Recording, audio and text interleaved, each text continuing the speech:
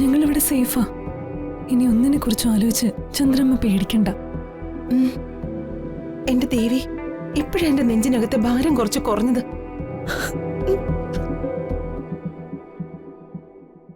ഇനി കിടന്ന എനിക്ക് സമാധാനത്തോടെ ഉറങ്ങാം.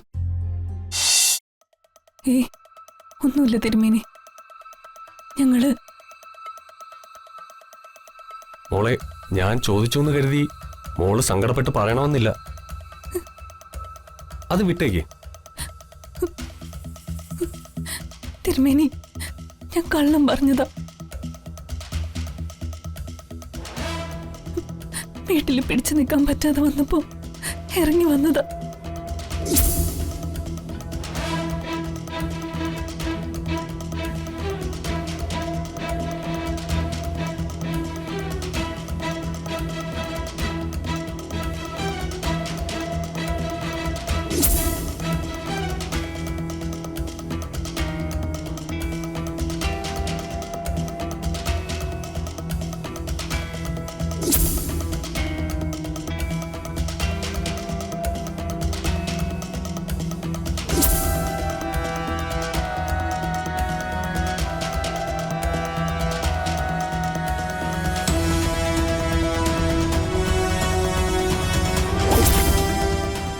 എന്റെ ദേവി, എന്തൊക്കെയായി കേക്കണേ? ആ പോട്ടെ മോളെ, ഇതെല്ലാം ദേവിയുടെ പരീക്ഷണങ്ങളാവും. മറ്റൊരു വീട് കിട്ടുന്നത് വരെ നിങ്ങൾക്ക് ധൈര്യമായി ഇവിടെ കഴിയാം. ഇവിടെ നിങ്ങൾക്കാരും ഒരു ഉപദ്രവവും വരുത്തില്ല.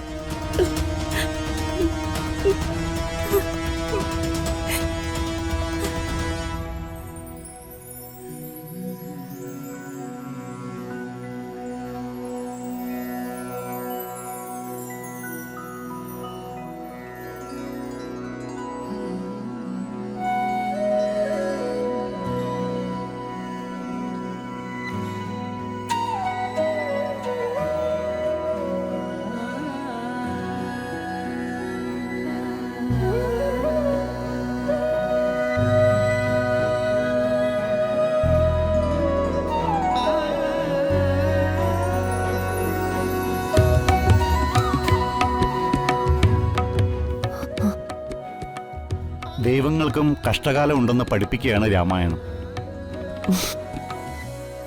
അതല്ലേ ശ്രീരാമ ഭഗവാനും സീതാദേവിക്കും വനവാസം വേണ്ടി വന്നത്, അല്ലേ?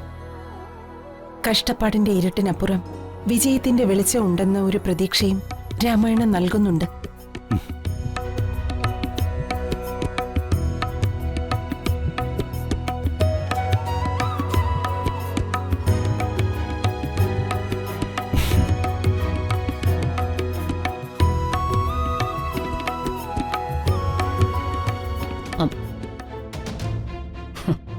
എന്തായിരുന്നു രണ്ടുപേരും തമ്മിലൊരു പാരായണം? പാരായണം രാമായണത്തെക്കുറിച്ച്? അങ്ങനൊരു പുസ്തകത്തെക്കുറിച്ച് കേട്ടിട്ടുണ്ടോ? ഓ, കേട്ടിട്ടുണ്ടേ. എന്നിട്ട് ശൂർപ്പണഖയെക്കുറിച്ച് വല്ല പരാമർശവും വന്നോ? ശൂർപ്പണയെക്കുറിച്ച് പരാമർശിച്ചല്ലേ പറ്റൂ. ആങ്ങളെയായ രാവണനെ ഉപയോഗിച്ച് രാമനെയും സീതയും രണ്ടു വഴിക്കാക്കിയതിൽ ശൂർപ്പണയുടെ പങ്ക് ചെറുതല്ലോ.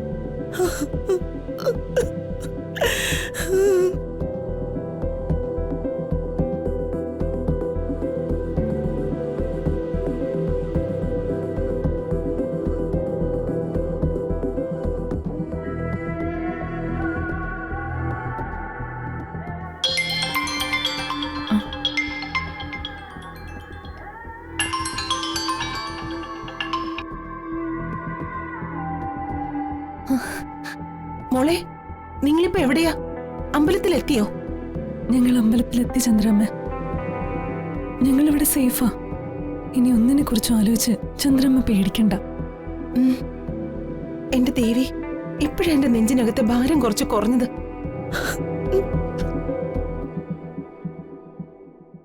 ഇനി കിടന്നാ എനിക്ക് സമാധാനത്തോടെ ഉറങ്ങാം. മോളെ, അവിടെ നടന്ന കാര്യങ്ങളെക്കുറിച്ച് ഓർത്ത് മോള് വിഷമിക്കണ്ട. മോള് പോയി കിടക്കാൻ നോക്ക്. ഇല്ല ചന്ദ്രമ്മ, ഭഗവത്ഗീതയിൽ പറഞ്ഞതുപോലെ സംഭവിക്കുന്നതെല്ലാം നല്ലതിന്, സംഭവിച്ചു കഴിഞ്ഞതും നല്ലതിന്, ഇനി സംഭവിക്കാൻ പോകുന്നതും നല്ലതിന്. അനുഭവിക്കാനുള്ളതെല്ലാം അനുഭവിച്ചല്ലേ തീരൂ.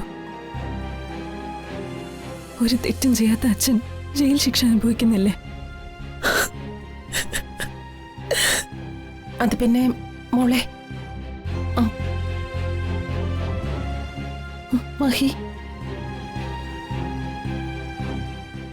മഹി ഇപ്പോഴും ശരി ചന്ദ്രമ്മ, കുറെ അലഞ്ഞതുകൊണ്ടായിരിക്കും. അമ്മയ്ക്ക് നല്ല ക്ഷീണമുണ്ട്. എനിക്ക് ഉറക്കം വരുന്നു. ഞാൻ ഫോൺ വെക്കട്ടെ, നാളെ വിളിക്കാം.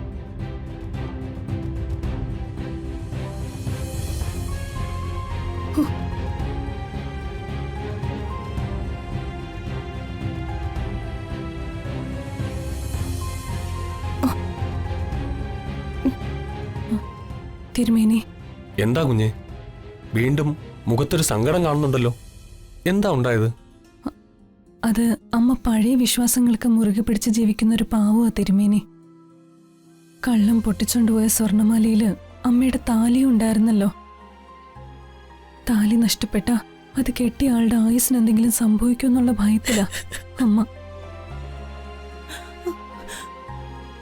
അതൊക്കെ വെറും അന്ധവിശ്വാസങ്ങളാ. അച്ഛൻ ഒരു അബദ്ധം സംഭവിക്കില്ലെന്ന് എത്ര പറഞ്ഞിട്ടും അമ്മയ്ക്ക് ഒരു സമാധാനം കിട്ടുന്നില്ല. താലി നഷ്ടപ്പെട്ട സമയം മുതല് കരച്ചിലോട് കരച്ചില്ല.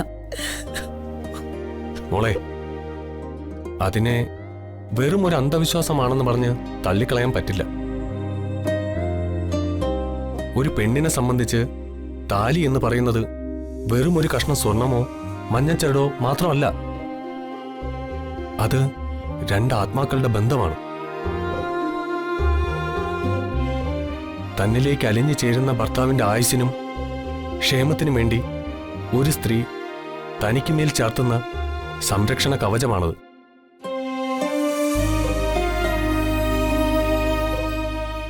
മന്ത്രകോടിയേക്കാളും ആഭരണങ്ങളെക്കാളും ഒരു സുമംഗലി പൂജിക്കുന്നത് ആ താലിയാണ്.